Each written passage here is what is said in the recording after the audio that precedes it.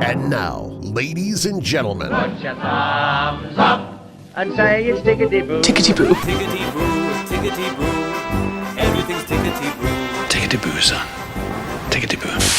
Tickety Boo. Hello and welcome back to another episode of Tickety Boo. Today we're talking about why we chase people who hurt us. And before anyone says, I don't do that, yes we do. We all do it in some kind of way.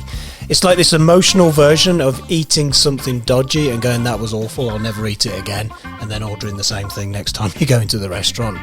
This isn't just about toxic relationships, it happens in friendships, with family, even at work. So we're going to break down why we do this, where it comes from, and how to stop chasing people that don't actually care.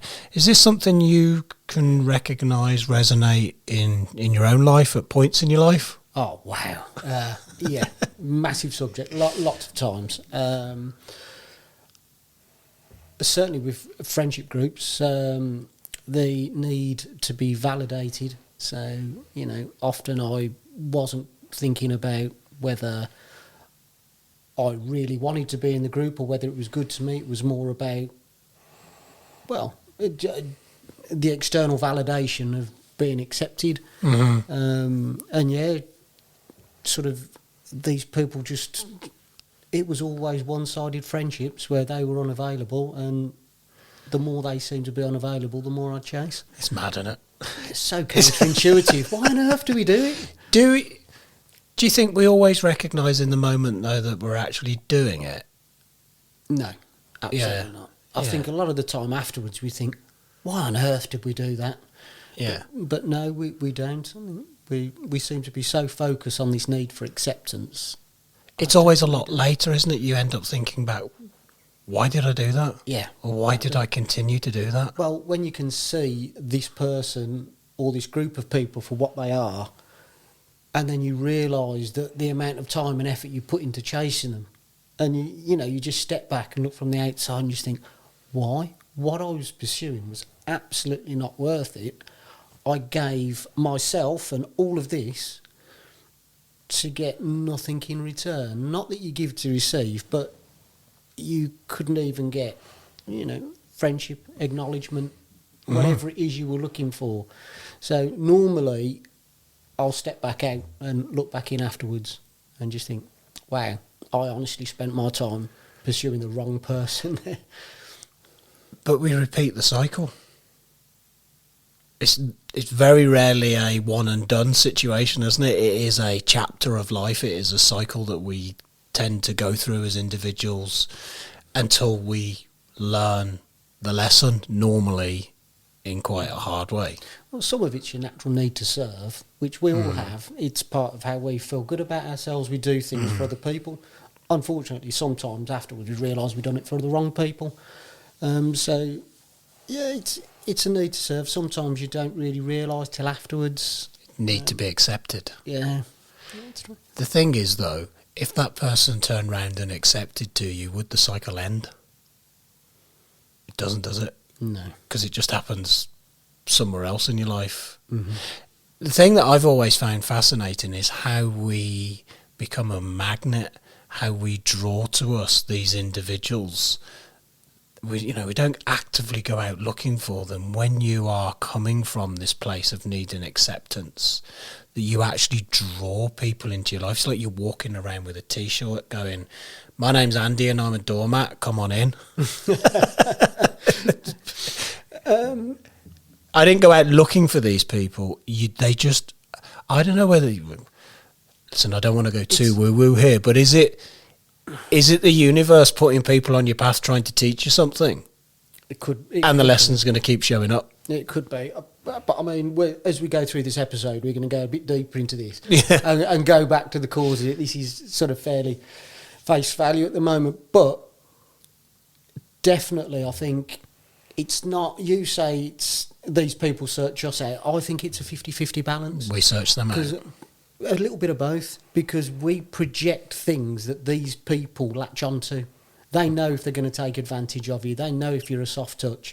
And they sort of come in, but you're putting it out there. You're over-giving, over-sharing. maybe being just a bit too nice, maybe just wearing your heart on your sleeve, whatever. These are not bad traits, but other people pick up on those cues and they move on in. So I think there's an element of us subconsciously finding them with what we're putting out there, and then picking up on our subconscious cues and going, there you go, I'll have a bit of that. Are these people that we refer to, are we saying they're bad people? No. Or are they damaged people, or are they just not our people? It depends in which context we're talking about this. Yeah. Sometimes they're just not our people, they're not interested, so Yeah. we chase them because it's the whole push and pull effect. Yeah. We sort of want something, we're chasing after something that's pulling away from us, because we sort of feel that need to chase. Yeah. I found it a lot earlier in life in friendship groups. I think back now to certain friendships that I had growing up and later in life.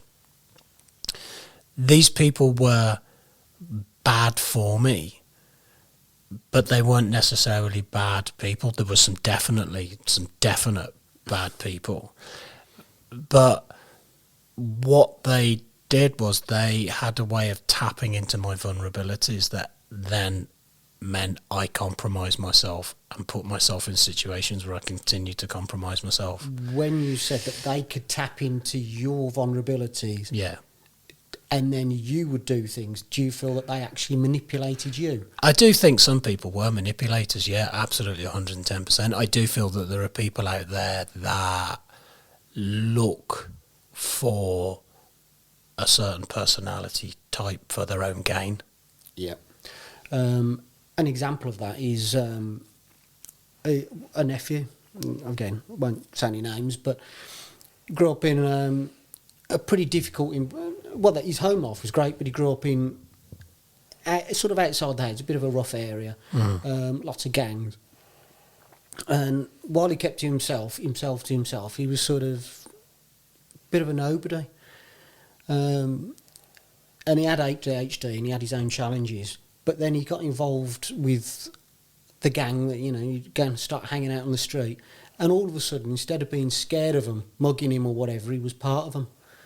And then what they'd do is they'd feed his ego, but what they would do is they'd get him to do things like you climb through that window, go and do this, take this package over there, do whatever it is. And this is him feeling that need to be... All of a sudden he was somebody. He'd gone from fearing these people in the street to being respected by them on the surface of it. But the reality was he was being manipulated and getting to do things that they didn't want to be caught doing themselves. I can really relate to that, because that need for acceptance leads you into situations where you abandon values, or your moral compass swings in the other direction because you're getting another need met. Yep. But you're getting one need met with this sort of false reassurance. But then what that does, it gives you that little dopamine hit. It gives you that temporary sense of heightened, wellness. But what happens is, because there's no substance behind it, it dies off again. So then they'll do it again. And you become this cycle of this sort of needing this reinforcement that takes you down a bad path. So they keep doing it, you keep picking it on, you start to feel a bit low, you do something else for them, and they might give you a bit of pocket money, but ultimately it's a destructive path that's no good for you. And at that point, what he felt he needed was to fit in and not be bully fodder. He then became something he wasn't. I think we can all relate to points in our lives where we've ended up complying, going with the flow, putting ourselves in situations or agreeing to go along with things, even though we knew at a deeper level it wasn't right for us, in that quest for acceptance, acknowledgement, validation, whatever it may be. But in these situations there are lessons. It's just you're not always able to see them. And in this situation, it's the cost of those lessons. Yeah. Because they come at a cost. They come at an emotional cost. Or for that young lad, it could have been his life. Or somebody else's. Yeah. Or somebody else's. So when you're sort of working with people that aren't yours, or aren't your people, or with somebody that's continually give you a cycle of hurt, you've got to understand that it all comes at a cost. But what about if you've never been treated well? So you're going to seek out that, aren't you? Yes. Yeah.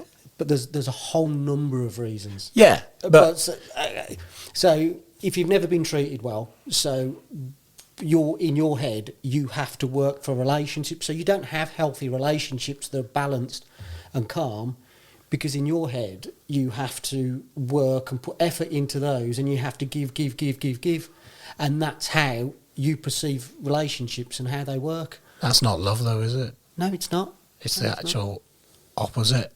I mean, we've fallen into relationships here, but it's fundamentally the same in all areas, isn't it? A healthy relationship is not chasing and trying to improve, get recognition and get validation.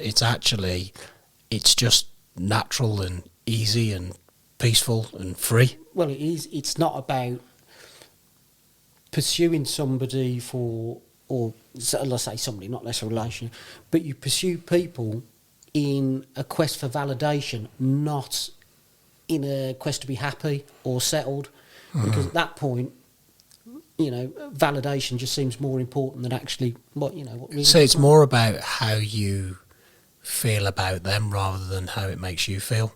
Well, generally, yeah, absolutely. But a lot of the time, how they feel about you is just irrelevant, because they don't really care.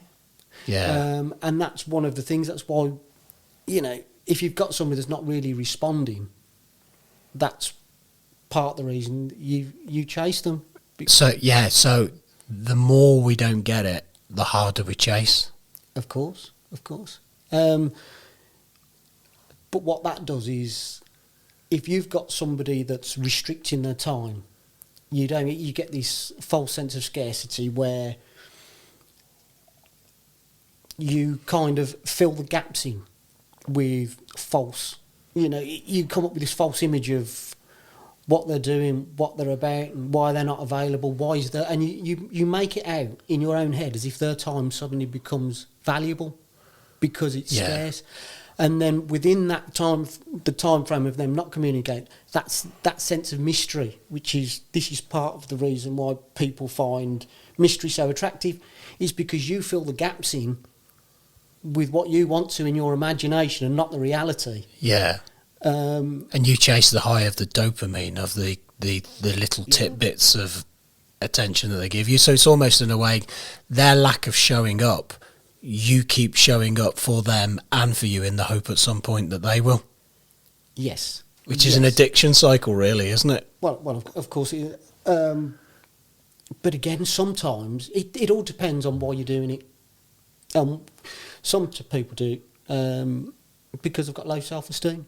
Mm-hmm. And so what they do is, when you've got so low self-value, you look at these people that you perceive to be out of your league, and you think that if you align yourself with those, somehow you then become worthy, which is absolute rubbish. Well, I know I've done it in my past, of fear of being alone or fear of rejection. I would rather chase something that I knew that was bad for me and have something that's toxic and negative than nothing. Because the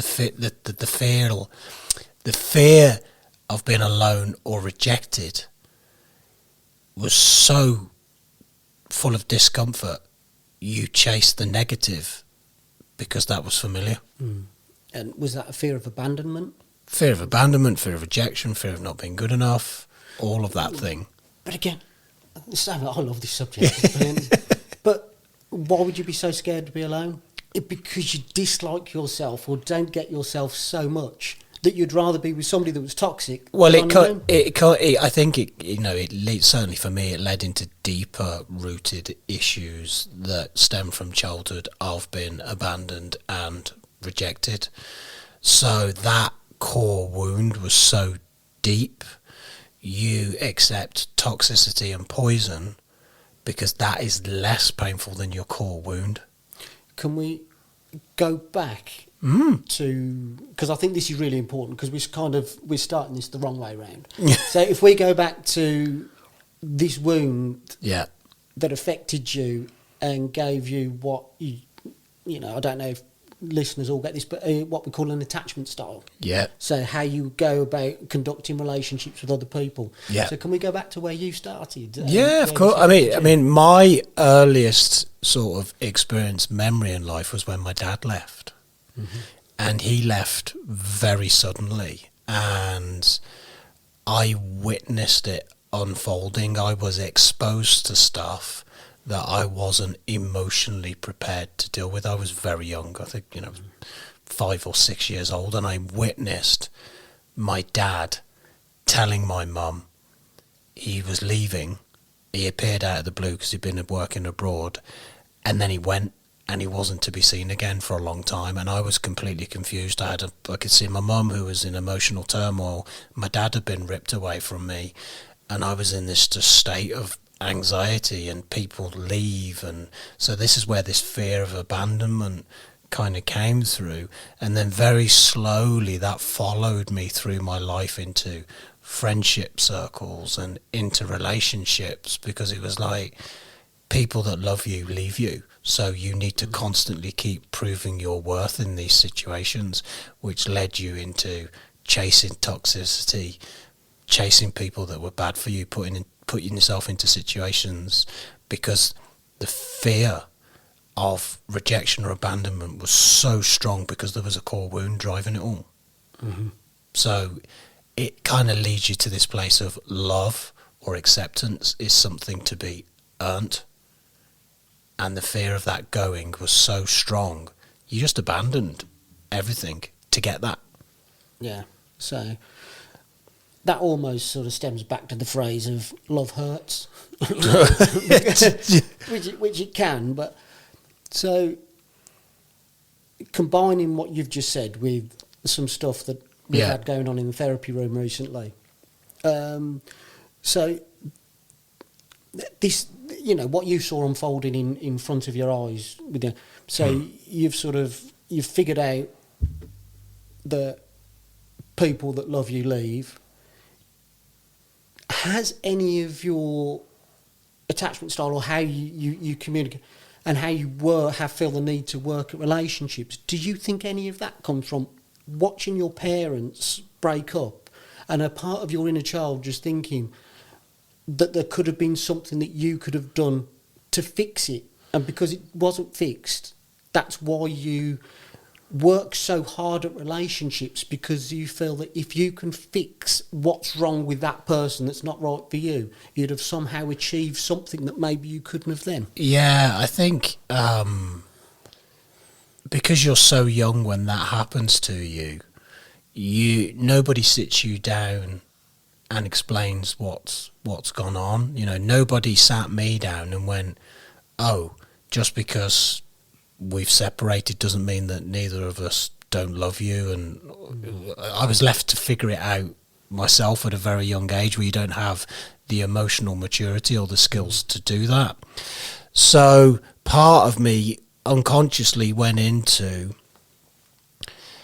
from a position of anxiety, of the fear of this happening, alter your behaviours to try and ensure that it does. But you can never guarantee that anybody is going to leave or reject or abandon you. So you're constantly operating from this space of fear. And the problem is, what actually ends up happening in that situation is you gravitate towards friendship groups that are not good for you, or in certain relationship dynamics, people that are emotionally unavailable. And you fall into the position of, I'm going to fix them, and then they'll love me because I fix them.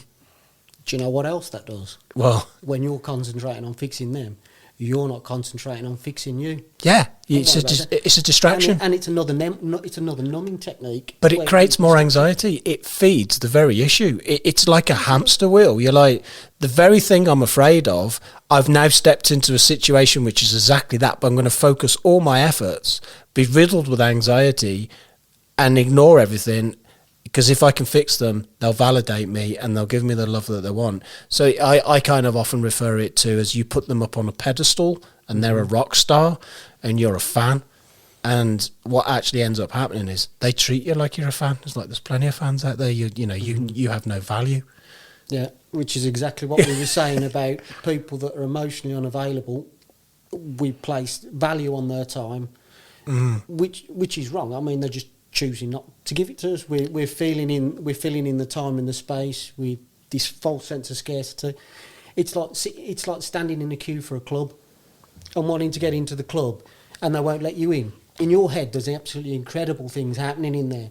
Yeah. But in reality, it's a load of wannabes just sat there on the credit cards, sitting, drinking, probably having a pretty dull time. But because you can't come in, your mind's thinking it's, Yeah, it ends up getting you chasing all the things that aren't right for you, that are bad for you. They actually, it's kind of like this. It's weird, like this self-fulfilling prophecy of everything that you're trying to avoid, you keep manifesting and creating in your life. It's a path of destruction where you can also be anxious and you can be avoidant in the situation. So something good comes along because you can't fix them and they don't have a need that you can see to, that you can fix. You can become the people pleaser, the appeaser, the drop into that fixer mentality. There's nothing to be fixed here, so I have no value. And you push things away that are good for you. Yep, exactly. So you really we should all be seeking somebody with sort of like a secure attachment style. Somebody that's just settled, loving, gives in equal measure in return. But for some people, they just feel like there's something missing when they have that and they just can't. Well, the problem is if you're coming from a position of being anxious or avoidant and then you meet somebody that's secure, that doesn't feel safe. Mm-hmm. You're like, oh, hang on a minute. I'm not having to work for this. Well, that's it. All the things that you do, that you're programmed to do to make a relationship work. Yeah. You don't have to do. So how do I keep this together? Yeah, so I can look back at childhood and there were, as you move through sort of primary school and junior school and up into senior school, I can think of friendship groups. And there were some really good lads and girls that I could have been friends with, but always gravitated away to the ones that weren't so good. Mm-hmm. And that was a pattern that I couldn't see at the time. So I'm not saying you would blow up friendship groups, but they would die because you're not feeding them. You're not working it and there's no energy invested in it. So you'd end up in these places of destructive friendship groups where you were constantly working to validate yourself and feel good. And then that carries on into relationships. Like I can come in, I can fix this, I can make things better, I can appease. And that fixer mentality, that is the thing that causes so many problems. Yeah. And it's like, I can fix this person, I can heal them, and then we can ride off into the sunset in bliss and everything's going to be good, which means that you just abandon yourself.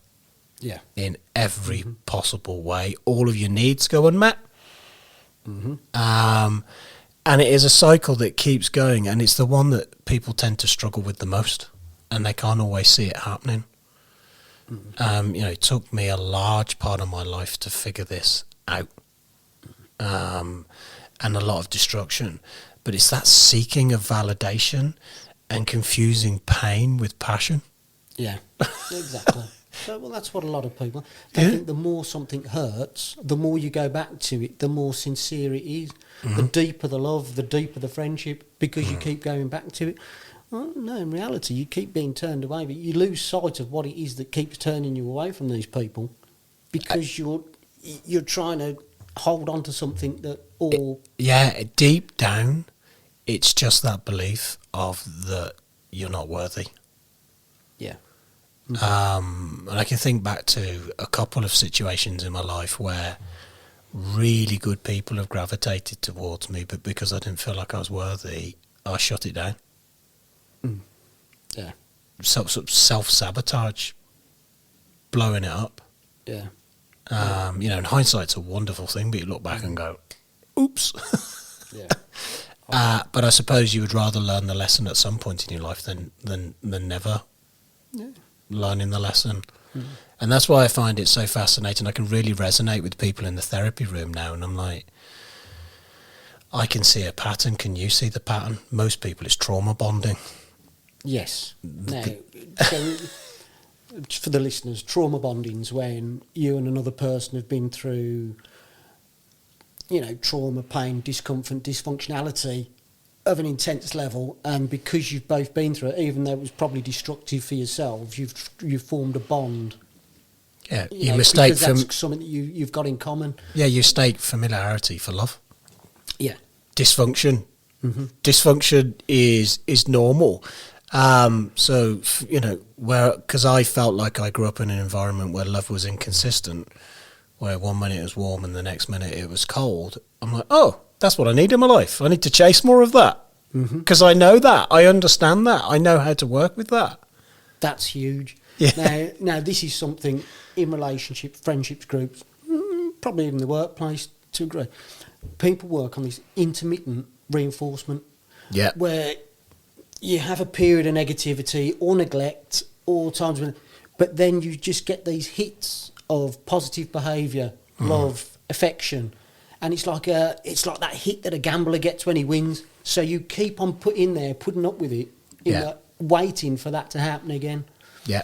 And that's that's what you were saying about fits and starts.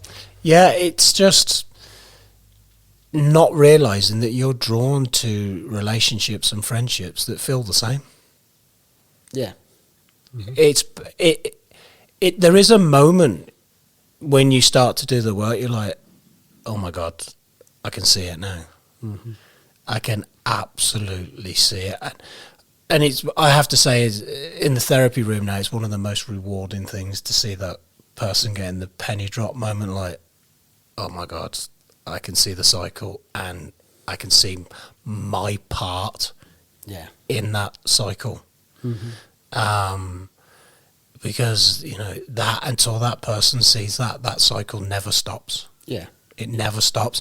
And as somebody that's kind of come from that, and it's still a work in progress, those old triggers still fire off. There's still a part of you that tries to pull you back in, where you doubt yourself and you question it, but you don't respond to the triggers. You just recognise that they're firing off. They don't hold the power over you that they once did hold over you. And that's really important, of knowing that's an old pattern just trying to fire off, but you don't give into it. You're able to just dismiss them, or just say, that's... Sometimes I need to work harder. People can heal and they can move on, but old triggers still fire. They just don't have the intensity. Often, they last about 20 minutes. Yeah. So if you can just put something in your head that you're not going to act on it, or give it any more thought, you can't not give it any more, but you're not going to action it, thought it, progress it for half an hour. Yeah, that's when you know if you've got that one. I kind of liken, you've talked on the podcast before about your injuries from your bike accident. You're healed now, but now and again you'll get a twinge that'll remind you there was an injury there at one point. Yeah, and you're living your life all right, but now and again there's just a little reminder, a little thing.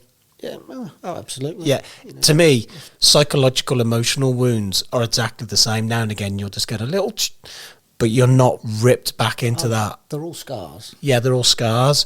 And I think that's part of what, active therapy, changing your mindset, looking at yourself is about, because a large percentage of my life was responding from open wounds, core wounds that were gaping, and then doing the work to heal them so they become scars. But if you've got a scar, you feel it. It feels different to other skin, doesn't it? It's it's just got different plasticity and all the rest of it.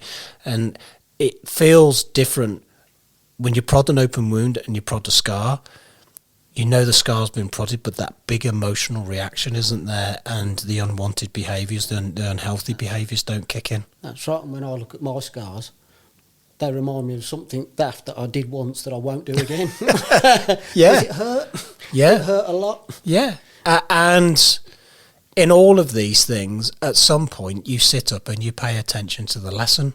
The thing is, for a lot of my life, I wasn't able to figure this out, but I keep saying this phrase, you don't know what you don't know.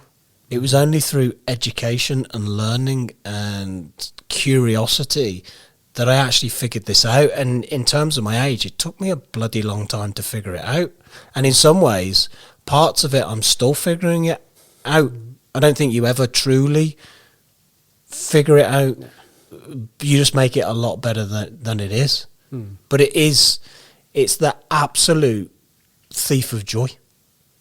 Yes. You know, it keeps you trapped in this place of misery. And it's not that. We talked about this in other episodes. It's the bleeding that you do on other people. Yeah, yeah. And an example of that is, again, I keep going back to relationships, but when you've got an anxious attachment style, you're trying to chase the wrong people, and then you've got that nice guy who's liked you for a long time and he's trying to give you his attention, who's actually interested and wants the best for you, but you don't want to know. It's only you want, or maybe you've strung him along while you've kept your options open because you're not really interested, because you're not having to chase hard enough. There's no mystery there. You've placed no value in his time because it's there in abundance. So have you bled on him? Maybe, depending on how far you strung him along, or if you were in a relationship, potentially you're bleeding on him because you're still pursuing that thing that you know is no good for you and is giving you nothing back. I remember listening to a friend of mine who's a relationship coach, and he was talking about when you first meet people and you get that, you know, that big excitement and you big emotion and all the rest of it. If there's a lot of that, he said, that's not positive. That's actually unhealthy. Actually, yeah, there should be a bit of, Well, chemistry. Yeah. Chemistry, attraction. And the danger of sounding slightly dirty, stirring in the loins, but you get what I'm on about.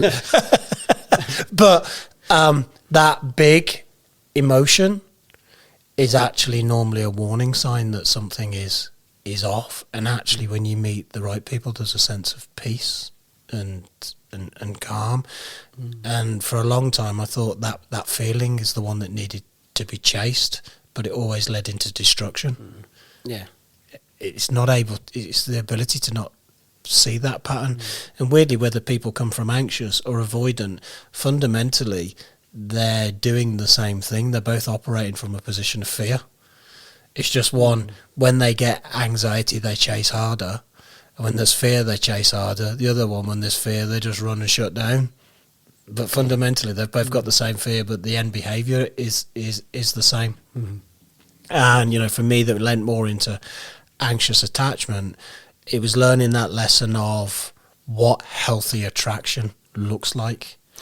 So that's the thing. What you're trying to do is you're trying to get somebody and do a 180-degree turn in what they look for in a relationship, whether it's a friendship or a partner, whatever it is.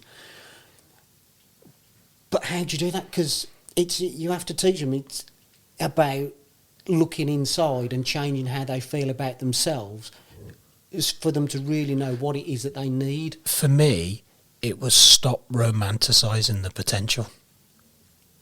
It was the potential I was investing in, not what the reality was. Yeah. That's what it was all about.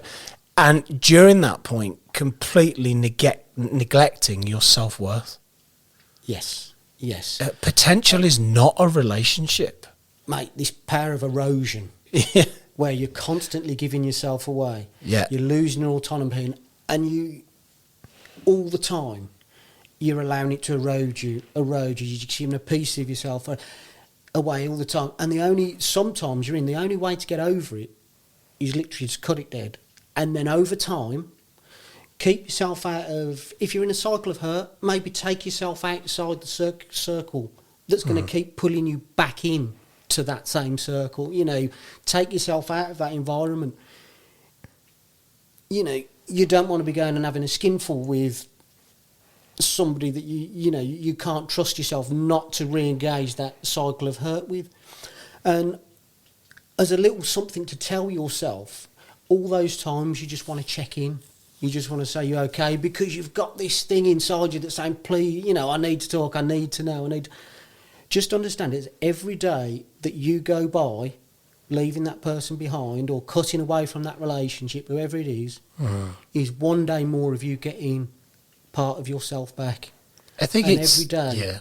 it's a bit more and a bit more. It's about that ability to sort of see the people for who they really are.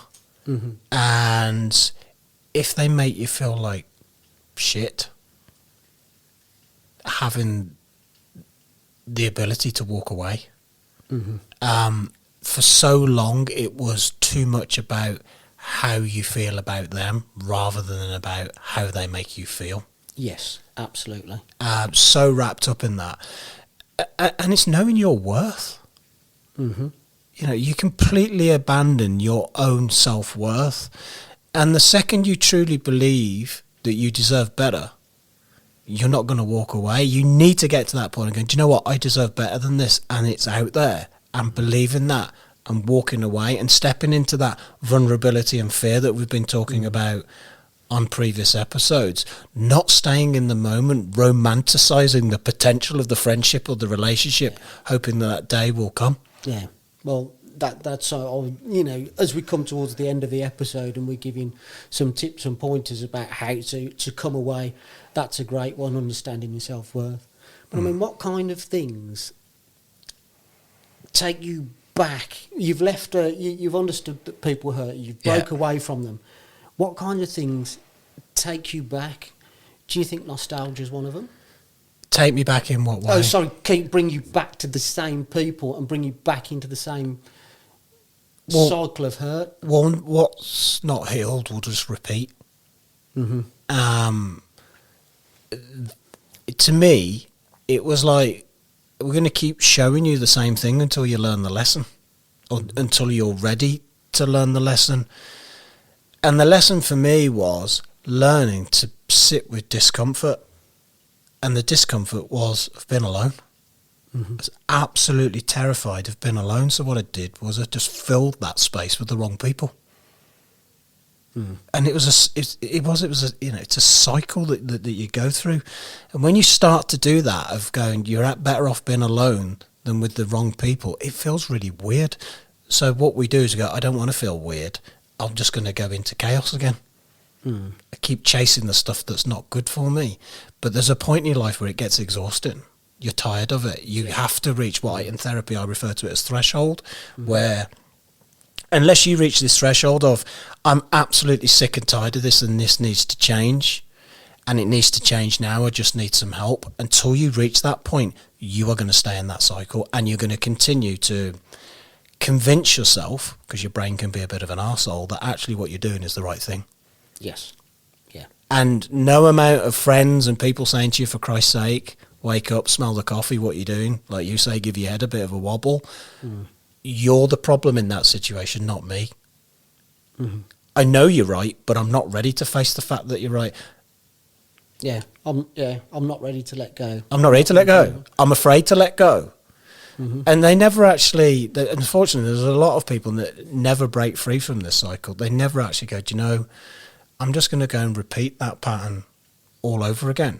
Or sometimes people, they tell themselves they've learnt the lesson, but they've not done the work and really on a deep level figured it out and got it. They're kidding themselves on. So this is when you get pulled back in by like nostalgia, where you do, for somebody that was pivotal in your life, even though it didn't work out, they weren't good for you, you'll reminisce over good times, and then your brain will crave those good times and totally forget the hurt and how they made you feel and all that. And then, just like that, you mentally check back in again. Yeah, totally. You know, if you constantly keep proving yourself to someone, that's not love or respect or friendship. That's a performance. Yeah. And that's where, like we're saying, is because you've not done the work. You know, it's easily broken. Yeah. So yeah, for me, the first thing that I recognised, my early warning signs that I was doing it was I was people pleasing. I was it's like fishing. I put a bit of bait on and people please, reel in the validation. Yep. to make me feel good. And the more you didn't get it, the more sort of lines you'd throw out with bait on, hoping to get a bite. And the more you didn't get it, the more anxiety you feel. So the more you would the more you'd throw out there. the more you'd throw out there. So for me, it was about noticing the difference between love or friendship or respect and emotional addiction. Because that's a really big thing, because real love, real friendship makes you feel safe. Addiction and validation and seeking makes you feel anxious, exhausted, and desperate for approval. It's when that need to be needed becomes Oh man, yeah, totally and becomes utterly, corrupted and all distorted. Totally. And we all have that need to be needed. Yeah, of course we do. It's one of the human givens. And I never not want to be needed. It gives me purpose. It's totally. It's one of the biggest reasons I'm here, but by the right people. Yeah, I think for people listening to this, a bit of a solid takeaway for them is that love and friendships shouldn't feel like they're a test that you keep failing. Yeah. If you have to keep proving your worth to someone, they're just not your person. It's literally as simple as that. They are not your person. We've been friends for pretty much all of our lives, and we don't have to earn it. It's there. That's true friendship. It feels peaceful. You feel safe, and all of that. And we've got people in our past that are no longer in the circle for that very reason. There's a lot of people that aren't. There's some people that are arm's length. And then there's a circle of us where our vulnerability is totally open. So we know each other authentically. We're good, which is what we all need, or what we're lucky to have. The right people see you where you're at, and it leads into the episode we've done before in vulnerability. That ability to be vulnerable, to speak your truth and actually sit in discomfort. It's amazing the right people that will walk into your life that are good for you, but it's going to feel really quite weird, and some of those old traits are going to start to try and play out, and that's where you have to have this heightened level of awareness of your old behaviour patterns and see them from what they are and not follow them out. That's it. Take the intensity out of the triggers. The thing is, as I keep saying, you don't know what you don't know. There was a point in my life I didn't understand the mechanics, the individual components of the behaviour loop. I wasn't able to step in and pattern interrupt because I couldn't see the pattern. And that's what you need to be able to do. It took X amount of car crashes to realise this is why the car keeps crashing, and I kind of laugh about it a bit now that sometimes I'm like a bit slow on the uptake, but you'll learn the lesson when you're ready to learn the lesson. But it's if you're listening to this and you are one of these people that are kind of stuck in these cycles, this is your sign. This is the episode for you to just stop. That's it. Yeah. And as well as that, one thing that we do when we're drawn away from these, we seek closure. So we'll go back thinking we're going to get closure. Do you know what? Half the time you'll go back to somebody that was no good for you, looking for closure, trying to find answers. Yeah. All you're going to do is open up another wormhole of hurt. In reality, the answers and the closure that you need normally aren't within that relationship or with that person. Whoa. They're within what it is that's making you chase them in the first place. Well, if you were walking down the path and a snake bit you, would you walk back down and pick the snake up and go, why did you bite me? So it bites you again. Exactly. So, it's like, learn. You just need to learn. You need to stop, and you just need to learn that you don't have to prove your worth to anyone. You create your self-worth. It's not something outside of you. Your self-worth. Yeah. You put your worth out there and people will pick up on that. Yeah. If you just outwardly project that you're worth nothing, your time's worth nothing, well, guess what people see? Yeah. That's what they see, and that's what... Now, some of us will say that's not right, and we'll try and straighten it out, but there'll be a lot of people that roll with it Yeah. and take advantage of that. There'll be a lot of bottom feeders out there that really want to take advantage of you. They're looking for somebody to manipulate. They're Yeah. looking for somebody to chase them just to rub their own ego Yeah. so they can feel superior. And these aren't the people you have around you for any reason. Real love and attention is not something that you have to beg for or chase. It's just there. That's it. So in terms of sort of practical tips Yeah. that we'd sort of put out there to listeners, Yeah. I would probably put the first thing that you need to do is establish your own self-worth. Yeah. Look at what your value is. Understand your value. So rather putting other people on a pedestal and trying to attribute this false value to them, stop and bring it back to you and understand what you're worth, your value. Look at what you bring to the world. Look at your good points. You're caring, you're giving, you're funny. I'm very much of the belief, go where your energy's matched. Yes. You know, if you feel like you're putting everything in and getting very little out, and then you fall into chasing, that's a danger. You know, if your energy is matched and reciprocated and respected, but you don't feel like you're losing yourself as part of that, that's very probably where you should be. But if you feel anxious and you feel like you're failing and you're constantly overthinking the situation, that is your internal computer system going, this is not right from us. Yeah. Come away. Trust in your intuition a little bit more. Absolutely, but from that point of view, there's always going to be a little bit of push and pull. Of course there is. That's how that's what makes things exciting. A little bit of mystery, a little bit of chasing, a little bit of giving. Don't make it a game, because this is what people do. They make it a game. It's got to be so many days before a spine, and it becomes unauthentic. It becomes. I think if it's about understanding when it goes away from giving it that little bit of chemistry and that little bit of thing to giving you anxiety, making you overthink, making you question yourself, then it's not good. I think if we're leaning into relationships now, we're talking about relationships in particular more so than friendships. I think you get to a point in life where you're tired and you don't want to play games. You know, if you like somebody, tell them you like them. Don't do this. Don't contact them for 2 days, because that's just mind games. If that's not what you would normally do, don't do that, because that is a role that you're playing, and that is a role that you'll eventually drop, and then they will see the real you.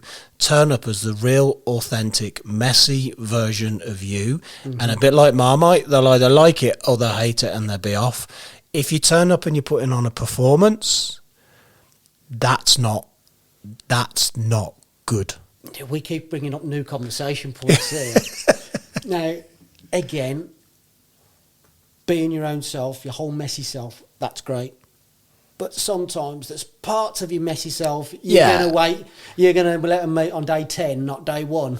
Because then they've got a method, then they've got context to bring to you. They can see a bigger picture of you, not just your mess. Yeah, well, so, when I say mess, I have to caveat that with, like, you know, if you've got your quirks and stuff like that, bring them to the table. I mean, like in the dating world, everyone walks up hills, goes paddleboarding, goes to the gym 5 times a week and eat healthily, and they portray that they've got this wonderful. And the thing is, they sit on the sofa 2 nights of the week, cramming packs of Doritos down the neck, and they haven't been to the gym in 5 years. It's like, stop the performance, just be you, but own the parts of you that need to be looked at and fixed. Definitely. Because if you don't, unfortunately, you'll become a magnet to the opposing version of you, which is just going to rip that core wound open again. Yeah. Yeah. When the right people come, you feel the good energy. Exactly. But good energy, when you've not been used to it, gets mistaken as a red flag. Yes. Yes. And unhealed people, there could be a 40-foot red flag waving in front of them, and they'll not see it. It's stopped the performance. Yeah, but again, with red flags, everybody's, instead of looking for red flags, why don't we start looking for green flags? You know. But just moving on a little bit, we were saying how we sort of went down the direction of relationships again when we were talking about the push and pull. But you were rightly saying that's different with friends than partners, and that's absolutely right. When it comes to friends, which takes me on to sort of one of my next practical tips, is there should be no push and pull. You should be able to fall in a comfortable place. There's not push and pull. There's times when I need you to be my ear, and I'll be yours, and that's just, it's not, you know, a conscious exchange. It's just how we work with the right people. We're there when we need them. Sometimes you need a laugh. Sometimes you need an arm. Sometimes you need a kick up the jacksie. But these are authentic friends. There is no push and pull. There's authentic, and even with vulnerability, it's an open book. These are the people that you need at your side. If you're going to start moving into this position of understanding your self-worth and your value, it's nice and it's good to have people that will reinforce that, help you see your value, that can also see your value. I think that will maybe give you the love that you're not giving yourself at the moment. Yeah, and then on the flip side of that is the one thing that people do is they constantly show you who they really are. It's just sometimes you're so wrapped up in your own stuff you miss it. Yeah. Or you don't want to admit they're not right for me, or there's something off here. And this is so true. We were joking about red flags. They've shown you so many times who they really are. And you give them the benefit of the doubt, and you give them the benefit of the doubt, and you give them the benefit of the doubt. And then you turn around and go, I'm really disappointed in that. And it's like, how many freaking, times did they have to do that for you to see what or who they really are? Yeah. And that's what I'm saying about performances. When people will show you who they really are, but we keep moaning about it and hoping or investing in the potential, which I talked about earlier in the episode. If they could just do that, this would be freaking amazing and everything can be like this. And you're like, no, you're romanticizing the potential of how this situation should be. It shouldn't be forced. It's not for you to control the narrative. It's just for you to be in your own space, comfortable as who you are. And that will either match your energy, complement your energy, or it's not for you. That is it. And the danger of making it really, really simple. Stop trying to crowbar the situation into something you think it should be and see it for what it really is. That's it. And to use a phrase that hurt me a lot when I heard it, but don't try and force yourself into places where you don't belong. If you become a chameleon. Yeah, because ultimately you don't. Yeah, when you completely abandon yourself. I mean, it's been a big episode, but I think it's a really important one, and it's one I've actually really enjoyed talking about.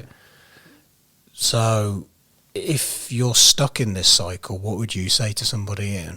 Oh, absolutely. So, as well as understanding your self-worth, that's huge. Establish a value and boundaries that other people will also respect.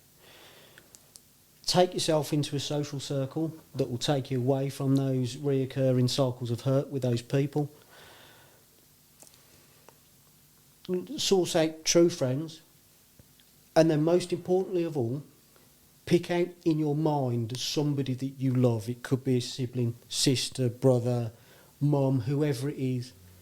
And in your mind, you establish what is acceptable behaviour for somebody else to give to them, how you would expect them to be treated. Then you take that inwardly and you apply that to you. So that would be my tip. Yeah. For that one. My tip is a lot simpler. Just stop it. Stop chasing. Stop trying to prove your worth, and just allow the right people to see you from the start. Real love is not something that you have to beg for. Real friendship is not something that you have to beg for. If you're constantly chasing and running around and abandoning yourself, it's time to start walking in a different direction.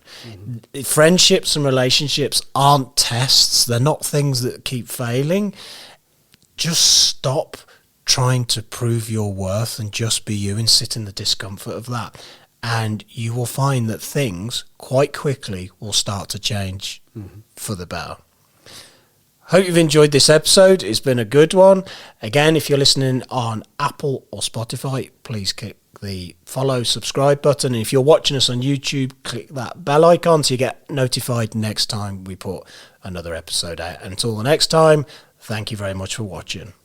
If you or someone close to you needs to access mental health support, please contact your GP, or if it's out with normal office hours, get in touch with NHS 24 on 111. Alternatively, contact the Samaritans on 116 123. All calls are free of charge from any phone. You can also find more support information on the Tickety Boo website, ticketyboopodcast.co.uk.